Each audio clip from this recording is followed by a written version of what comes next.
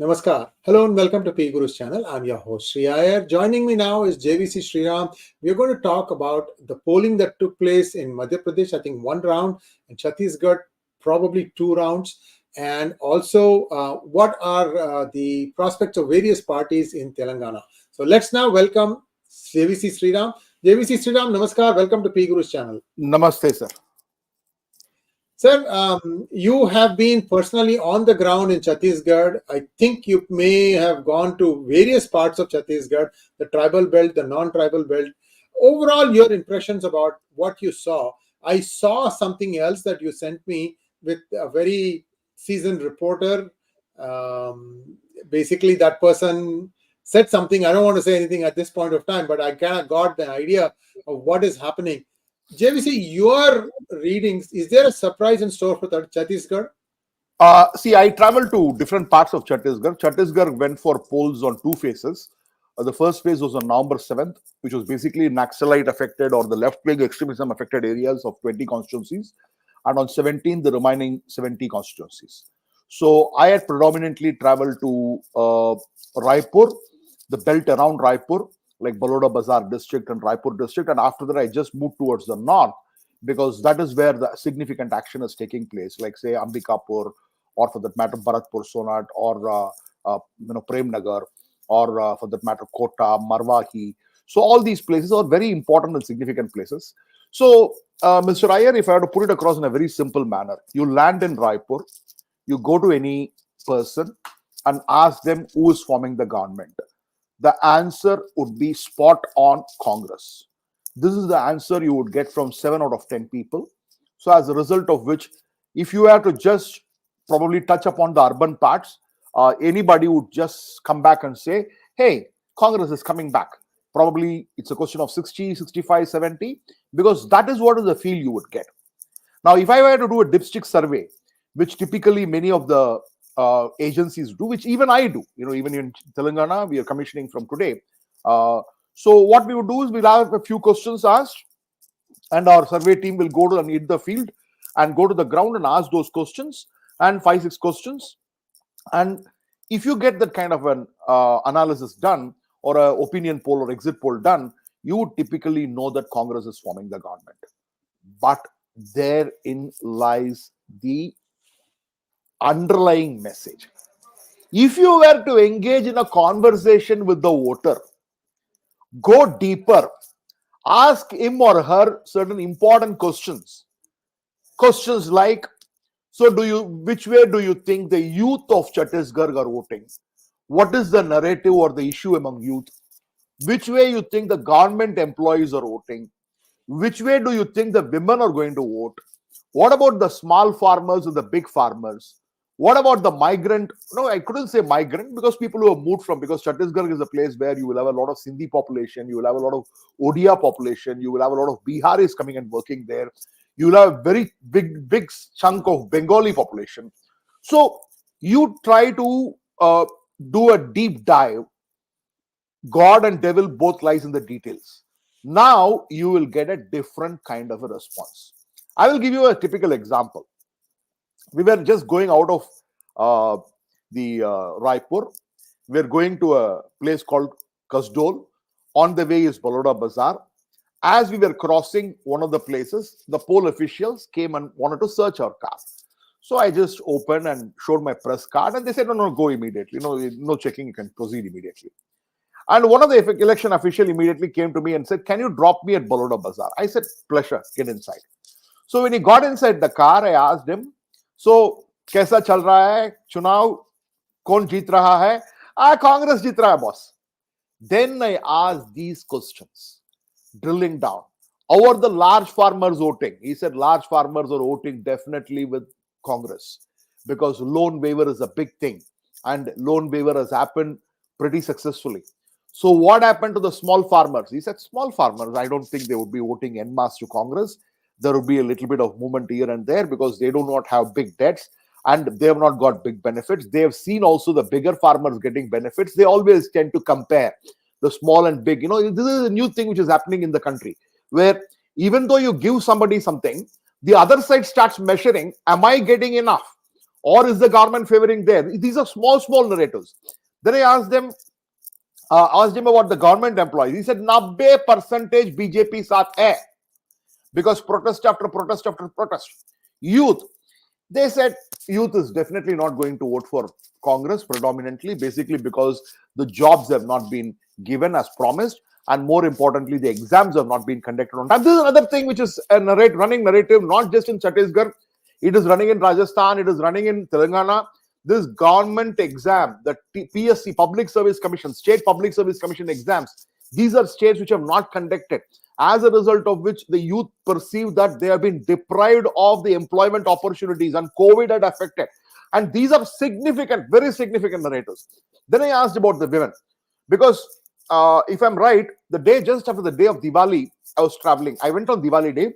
On the day of Diwali, 𝗣𝗚𝗍 had announced that if BJP is going to give you 12,000 rupees, which is 1,000 rupees per month for women, I'm going to give 15,000, which is 1,250 per month. So I asked him, so what about the women? He said, women is something which I don't know. You'll have to go and figure it out in the field. So now this is the kind of narrative which was going through at various places. I will tell you another place, 𝗤𝙗𝙗. 𝗤𝙗𝙗 is seeing that, I don't know how many of you have heard of it. There's a big actor called Anuj Sharma, who has won some great awards. The first actor from Chhattisgarh, actually, in this 2 decades, was shot into prominence. And he is contesting against a former Rajya Sabha MP from Congress. And she has replaced a sitting MLA who has been hugely unpopular. So 𝗤𝙗𝙗 is basically a BJP seat, and it had just swung towards Congress only in 2018. So in 𝗤𝙗𝙗, I was sitting in a tea shop talking to various people, and you had a few people from the minority community, and they were saying it is Congress. And because there were a few minority people, some of them from the majority community were not answering to me. And then I go to the next spot. In the next spot, there is a big shop and a lot of activity happening in that shop, the sweet shop. And after a few minutes, everybody was saying different things, Congress, BJP, Congress, those kind of stuff. And everybody left, and I was there with the shopkeeper along with my friend who was local Chhattisgarhi. I asked him now, kya bhaiya, ab bolna padega. Then he said, this is a silent election. This time Chhattisgarh election पे silent चल रहा है. Local issues है, सरकार पे anti incumbency, pro incumbency कुछ नहीं है. This is a silent election, very, very difficult to predict for any pollster. And that is what I figured out when I went into the deepest areas of Chhattisgarh. I have spoken to tribals, I have spoken to farmers, I have spoken to laborers in the agriculture laborers, I have spoken to women tribals, and very surprisingly, in Ambikapur, which is the seat of T.S. Singh D.O. Baba, Congress was expected to be the chief ministerial candidate. Women do not know about the promise of 12,000 rupees given by BJP. Women do not know about the promise of 15,000 rupees given by the Congress. Some portions of tribal women are still not aware of what is happening in the politics. They just know Narendra Modi, they know the Baba, the local Baba, and they don't even know 𝗣𝗚𝗍. Now, that is how it is. But then in a place like 𝗤𝗏𝗍, very surprising, in 𝗤𝗏𝗍, I was in a farm, place where a laborer was there, a small-time farmer was there along with his family. And when we were asking, he said, Ajit Jogi, when he was there, he did a lot of good things for us. But after Ajit Jogi's death, we voted for the Congress candidate. He had not even visited. So this time, we may be inclined to vote for BJP because Modi ka guarantee aa gaya. So, different narrative. But next, go to Kota. Kota is a constituency represented by Renu Jogi. And you go and talk to people there, they don't know about 𝗤𝗍𝙗 app. Youngsters do not know about 𝗤𝗍𝙗 app. 𝗤𝗍𝙗 app scandal has not even reached anywhere. And you ask them about the 𝗤𝙧𝙤𝙀 family, because 𝗤𝙧𝙀 family is a very strong family in Chhattisgarh. You ask them in Kota, they are not bothered about 𝗤𝙧𝙁. They are not bothered about Renu Jogi. They are only bothered about the Congress candidate Atal Srivastava, because he has done a lot of work there. So, Mr. Iyer, constituency to constituency, local issues playing out, local campaign playing out, pro-incumbency or anti-incumbency is against the sitting MLA. People are comparing what their performance was in the previous tenure to this tenure, and people are also looking at, is the MLA accessible? And this is another very important point. Say, when I went to certain places, I went to a place which is a scheduled caste reserved constituency, and in this constituency, what the people told me was, it is a very simple thing they told me. The sitting MLA is corrupt. I think the Arang is a seat there. He said the sitting MLA is corrupt, extremely corrupt. To get even an appointment, we had to make bribe payments. And there is a BJP MLA who's actually a Guruji. From the Dalit community, is a Guruji. But they said local dada hai, goon hai, rowdy hai. So some places people are spoiled for choices. So it's going to go down to the last mile, to that booth, what is the issue, and people are going to vote based on local issues.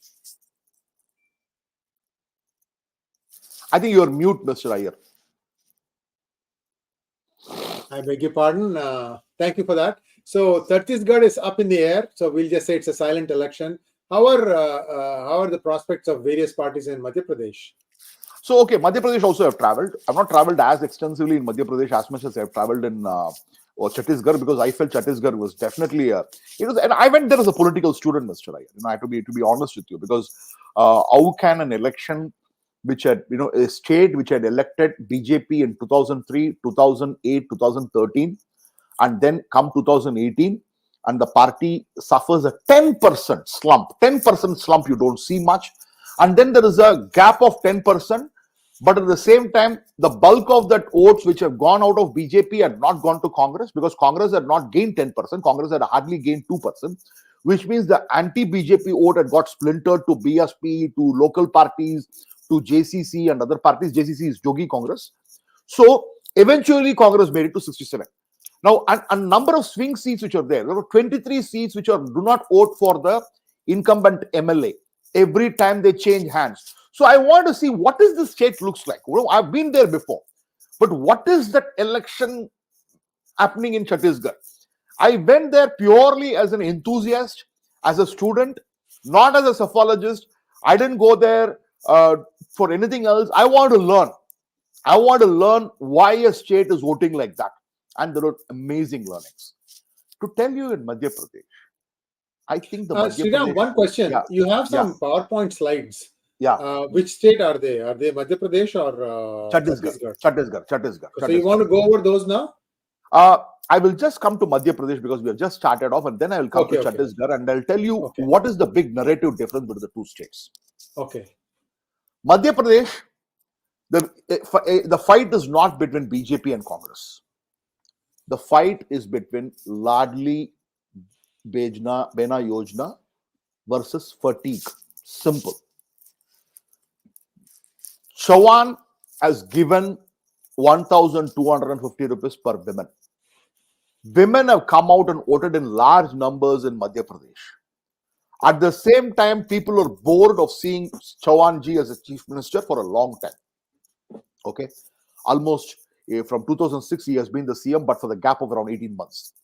As a result of which, Madhya Pradesh election is all about, if women have voted in large numbers, which it looks like, then the mandate is going to be different. If the people who feel that Shivraj Singh Chauhan has been a CM, we have seen him enough and more, we want to see somebody else, if that is the kind of fatigue, then the voter will become a different thing. This talk of this 115, 118, 2018 repeating is all BS. Sorry, bullshit. Whichever way the results go, either Congress or BJP, if it is Congress, Congress is forming the government, they will comfortably cross 122. If BJP is forming the government, BJP will cross 130. Take it from me. This whole media playing it out now, 115, 116, 112, 113. No. Madhya Pradesh does not vote like that. Madhya Pradesh will give a clear mandate, a clear verdict according to me. I can go wrong because, as a pollster, you can go wrong at any stage. But this is my reading as far as Madhya Pradesh is concerned. Why Chhattisgarh election is tough to predict. Now, why? Why Chhattisgarh is such a tough state? Why both the parties are really struggling, which none of them will talk about. Okay, even your media friend who had spoken in his interview, says certain things, but is not able to conclusively say anything. Because I should also tell why. Because I'm not calling this election, but I know the results, which deep in my heart, I know what is going to be the result, but I cannot disclose the number till November 30th, 6:30 p.m. My numbers will also come out because this time I'm part of the media team, so official media team, so I cannot. But I can tell you, there is a tough fight going on in Chhattisgarh. We can play out those slides now because I think viewers will find this pretty interesting. Yeah. Okay. Now, these are the 10 seats which have never been breached by BJP after 2003. Out of the 10, if you look at it, 7, in fact, 7 have never been reached from the time Chhattisgarh was formed out of Madhya Pradesh. Which means the Congress, the first job, I can look at it from two sides. You may say JCC had won in Marwahi and Kota. Those were basically, when Jogi was there in Congress, they were Jogi strongholds, which eventually became the Congress strongholds. But these are seats which have never been got by BJP. Now, one can look at it and say, okay, these are fortress. So as a result of which, Congress should comfortably win in the 10. But you can also do a devil's advocate on this and say, the first big job of Congress is how many of these 10 they can defend. How many of these 10 they can defend, and there are also rebel candidates who are there in most of the constituencies. So 10 seats, fortress of Congress. BJP's job is, can they breach these 10? Congress, can they hold these 10? The next one. 11 seats which are breached by BJP only once, and that too, if you look at it, most of them have been breached only in 2013. So these is another 11. So 11 plus 10, 21 now. Now, these are again Congress strongholds. Now you know pretty well why Congress, when it formed the government with a huge majority. Congress, when it lost in 2003, 2008 and 2013, did not lose badly. BJP, even when it won, did not cross 50 in any of these, because this is the strength of the Congress. 11 seats which were breached by BJP just once. Let's look at the next one. So 21 gone. 10 plus 11, 21 gone. The next statistic, if you can get the next data point. Yeah. 23 seats which vote out the sitting. Oh, these are the swing seats. Of these swing seats, 16 of them had been won by the Congress in 2018. Which means, what are we talking about? These are seats which do not vote for the incumbent party or the incumbent MLA.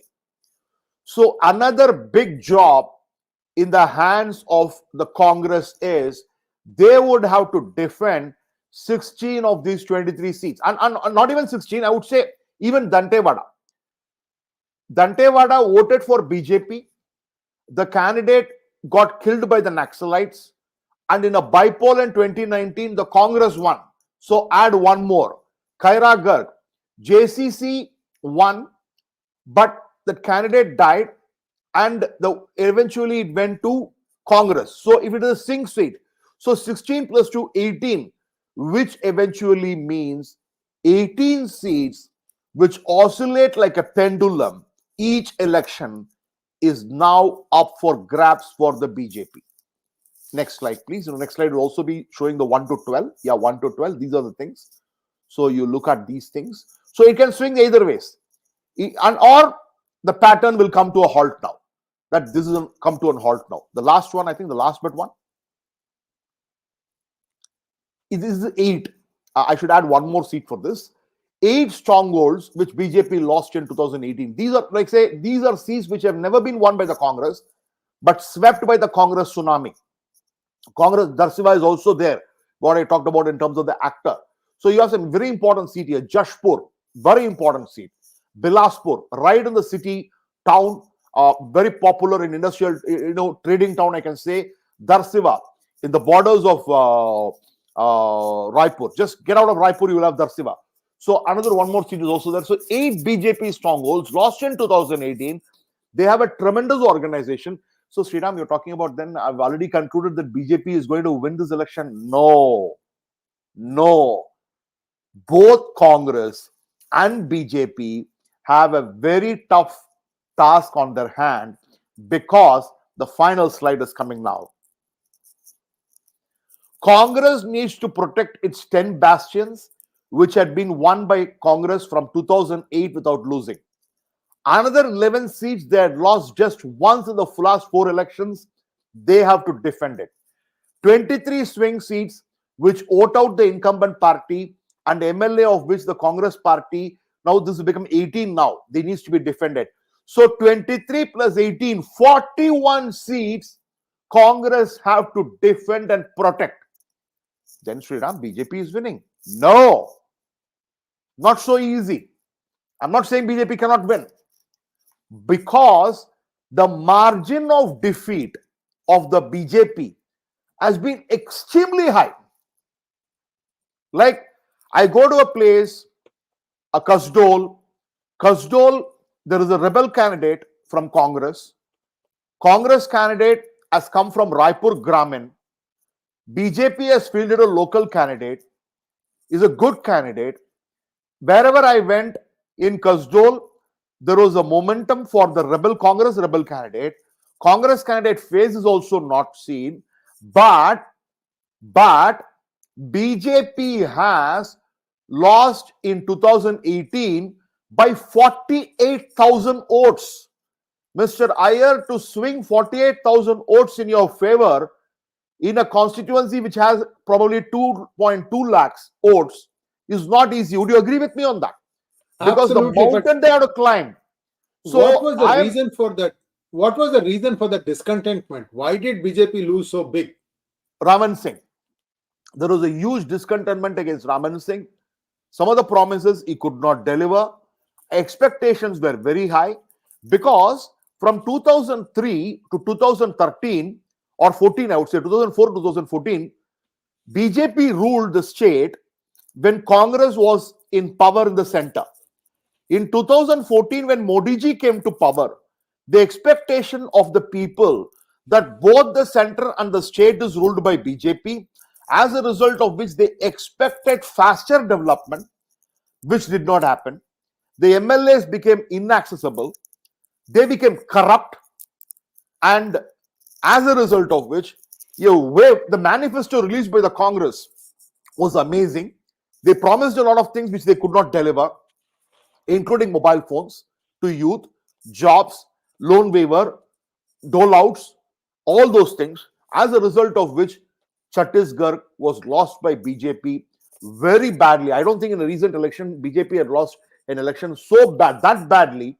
After 2014, after Delhi, on Delhi anyway BJP was not ruling, but Congress was ruling, but BJP lost badly. I think after that, if I can think of one state where BJP had lost very badly, was Chhattisgarh, because winning just 15 out of the 90 seats. So the margin is so high that they will have to catch up. Can they? They can. Can Congress protect this fortress? They can. But both of it is not an easy job for either of the parties. Thank you so much, sir. That was a good roundup of Madhya Pradesh and Chhattisgarh. And now let's take a look at the big one, Telangana. Because last time we were talking offline, JVC, you said that second list of candidates by BJP is not out yet. Let us visit this after that. Has the second list of candidates been released by BJP? All the candidates have been released. All the candidate lists have been released.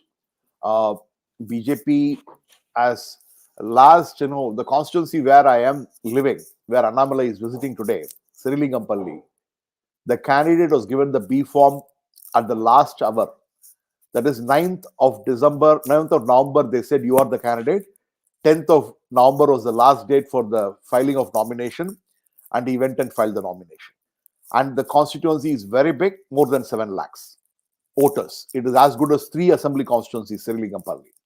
Malkajgiri is another very big constituency, the largest parliamentary constituency in the entire country. Most And educated too. Yeah, and assembly also is a bigger one. The candidature was given again in the last minute, 9th of November, to a reluctant Ramchandra Rao, who had contested as an MLA, who had contested as an MP, who had contested as an MLC, was an MLC before. They gave him the seat. So, why would you say it is so interesting, or what is it? A big election? Why would you say it is a big election, Mr. Iyer? I want to ask a question to you. See, the expectations of 2 parties of the 3 is rather high. One is, of course, Congress, because they think that they can repeat a Karnataka and Telangana, number one. The second one is that BJP was seen as a better than expected performer in the 2019 Lok Sabha elections, which is the last one. Plus, during the midterms, see, usually midterms, the ruling party usually wins, usually. But you saw that BJP was consistently making a presence and, in fact, winning many of the midterm MLA elections. That means the discontentment against the KCR was quite high. Is the BJP harnessing that discontent in their favor, or is Congress coming and snatching that? That's why it's becoming a big I think I'll make some impartial observations.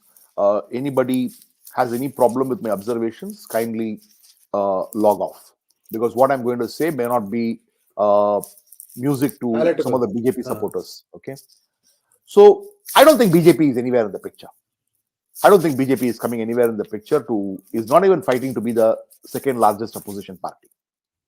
BJP is fighting in the northern Telangana, Adilabad, Nizamabad, Karimnagar up to an extent, few seats in Medak, Rangareddy, and in the city of Hyderabad. Now, they're confined here. So as a result of which, if anybody has expectations that BJP could win 30 seats or 25 seats, I'm sorry, it is not going to happen.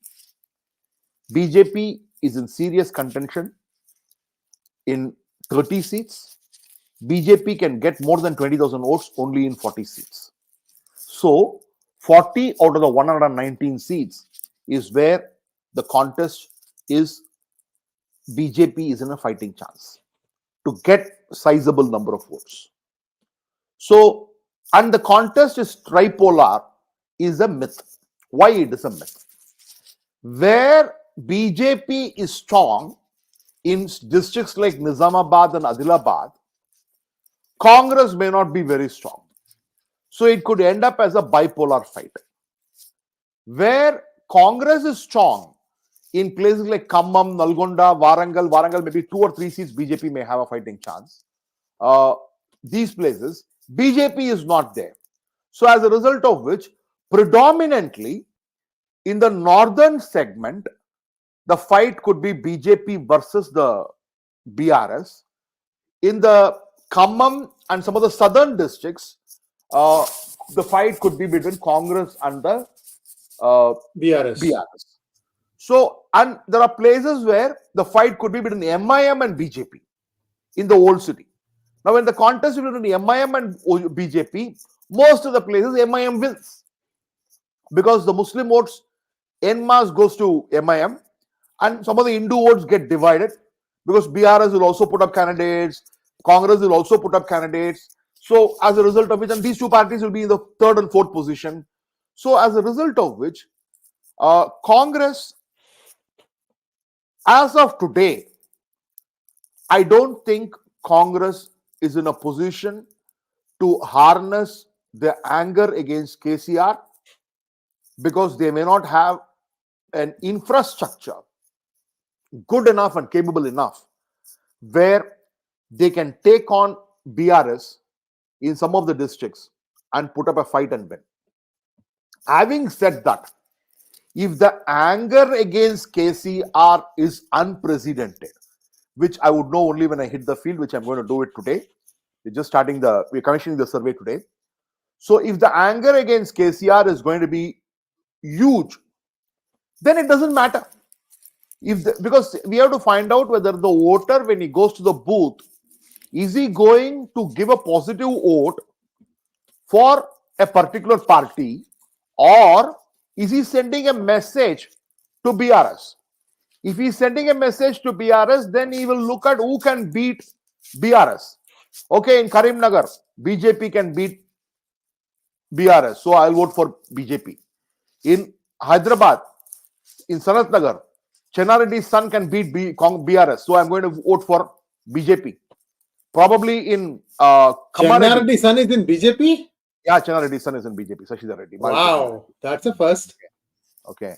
So in say a place like Kamareddy, we have seen the Kamareddy, the Lakeview residency or residency in Lake. Right. Okay. Right. So if they feel that local Ramana Reddy can beat KCR, then BJP. Okay. And then if you go to Khammam, if each and every constituency 10 out of 10, if they feel that these guys can beat KCR, then 10 out of 10 Congress.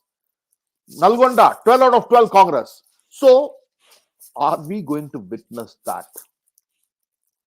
Or are we going to see BJP doing what it can do in those seats, Congress doing what it can do in those seats, and BRS doing what it can with the help of MIM, and then will come to power? Mr. Iyer, you need to make a note of one thing. Congress needs 65 seats to form the government. BJP also needs 61 seats to form the government, or 60 seats to form the government. BRS needs only 50 to 53 seats to form the government. They are holding a blank check signed by 𝙒𝙭 𝗬𝙁 to KCR. And when he comes to 50 seats, and when he gets the 7 or 8 from MIM, then the Congress MLAs would be probably driving down to Pragati Bhavan, meeting KTR, and KCR would become the chief minister. So they just need 45 to 50 seats. They don't need. They need to ensure that they are the single largest party. They need to ensure that Congress do not cross 50, and they get 50 to 52. That is the calculation of KTR and KCR.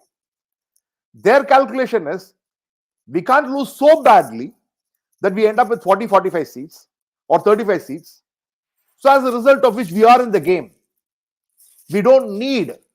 In fact, KTR has told a journalist, because it has come out in public, that you don't need to win 100% of seats to get the mandate. You don't need to win 50% of votes to form the government. Now, these are statements which KTR has made. What does it show? What does it indicate? I leave it to our viewers to make a decision.